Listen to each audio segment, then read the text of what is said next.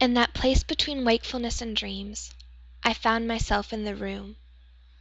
There were no distinguishing features, save for the one wall covered with small index card files. They were like the ones in libraries that list titles by author or subject in alphabetical order.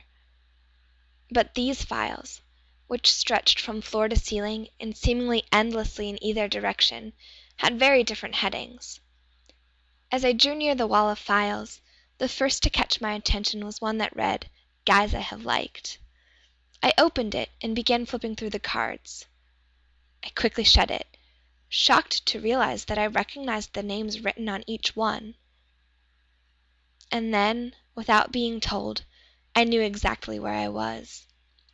This lifeless room, with its small files, was a crude catalog system for my life. Here were written the actions of my every moment, big and small, in a detail my memory couldn't match. A sense of wonder and curiosity, coupled with horror, stirred within me as I began randomly opening the files and exploring their content. Some brought joy and sweet memories. Others a sense of shame and regret so intense that I would look over my shoulder to see if anyone was watching. A file named Friends was next to one marked Friends I Have Betrayed. The titles ranged from the mundane to the outright weird. Books I have read, lies I have told, comfort I have given, jokes I have laughed at. Some are almost hilarious in their exactness. Things I've yelled at my brother. Others I couldn't laugh at. Things I have done in my anger. Things I've muttered under my breath at my parents. I never ceased to be surprised by the contents. Often there were many more cards than I expected. Sometimes fewer than I had hoped. I was overwhelmed by the sheer volume of the life I had lived.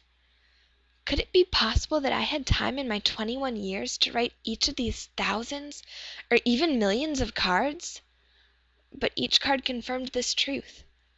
Each was written in my own handwriting, each signed with my signature. When I pulled out the file marked Songs I Have Listened to, I realized the files grew to contain their contents. The cards were packed tightly, and yet after 2 or 3 yards, I hadn't found the end of the file. I shut it, shamed, not so much by the quality of music, but more by the vast amount of time I knew that file represented. When I came to a file marked Lustful Thoughts, I felt a chill run through my body. I pulled the file out only an inch, not willing to test its size, and drew out a card. I shuddered at its detailed content. I felt sick to think that such a moment had ever been recorded. An almost animal rage broke on me. One thought dominated my mind. No one must ever see these cards. No one must ever see this room. I have to destroy them. In an insane frenzy, I yanked the file out. Its size didn't matter now. I had to empty it and burn the cards. But as I took it at one end and began pounding it on the floor, I could not dislodge a single card. I became desperate and pulled out a card, only to find it as strong as steel when I tried to tear it. Defeated and utterly helpless, I returned the file to its slot. Leaning my forehead against the wall, I let out a long, self-pitying sigh. And then I saw it. The title bore People I Have Shared the Gospel With. The handle was brighter than those around it, newer, almost unused. I pulled on its handle, and a small box not more than 3 inches long fell into my hands. I could count the cards it contained on one hand. And then the tears came. I began to weep. Sobs so deep that the hurt started in my stomach and shook through me. I fell on my knees and cried. I cried out of shame, from the overwhelming shame of it all. The rows of file shelves swirled in my tear-filled eyes. No one must ever, ever know of this room. I must lock it up and hide the key. But then as I pushed away the tears, I saw him. No, please, not him, not here. Anyone but Jesus. I watched helplessly as he began to open the files and read the cards.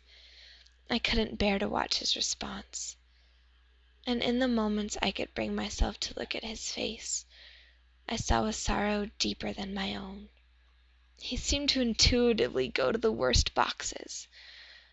Why did he have to read every one? Finally he turned and looked at me from across the room. He looked at me with pity in his eyes. But this was a pity that didn't anger me. I dropped my head, covered my face with my hands, and began to cry again. He walked over and put his arm around me. He could have said so many things, but he didn't say a word. He just cried with me. Then he got up and walked back to the wall of files. Starting at one end of the room, he took out a file, and one by one began to sign his name over mine on each card. "No!" I shouted, rushing to him. All I could find to say was "No, no," as I pulled the card from him. His name shouldn't be on these cards. But there it was, written in red, so rich, so dark, so alive. The name of Jesus covered mine. It was written with his blood. He gently took the card back, and smiled a sad smile and began to sign the cards. I don't think I'll ever understand how he did it so quickly, but the next instant it seemed I heard him close the last file and walk back to my side. He placed his hand on my shoulder and said, "It is finished." I stood up and he led me out of the room. There was no lock on its door. There were still cards to be written.